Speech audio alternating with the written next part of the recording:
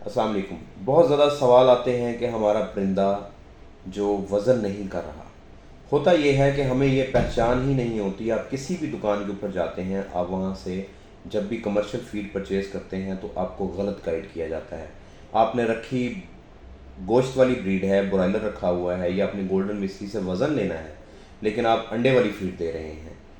इसी तरह अगर आपने मुर्गियों से अंडे लेने हैं लेकिन आप उसमें ब्रॉयलर वाली फीड दे रहे हैं, दोनों सूरतों में दोनों ही काम नहीं होंगे, ना अंडा आएगा ना वज़न आएगा।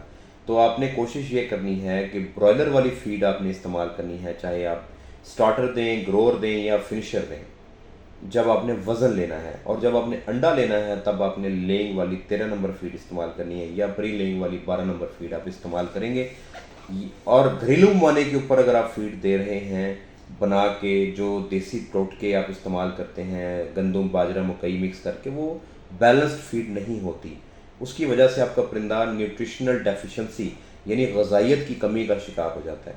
गज़ाइयत में कमी होती है तो फिर ना वो अंडा देगा ना आपको वज़न देगा, और उसमें तरह तरह की बीमारियां भी आती रहेंगी।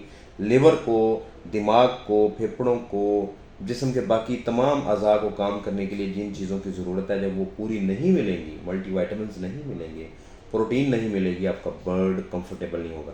लिहाजा आप दें घर की बनी हुई फीड, लेकिन उसमें कमर्शियल फीड मिक्स करें।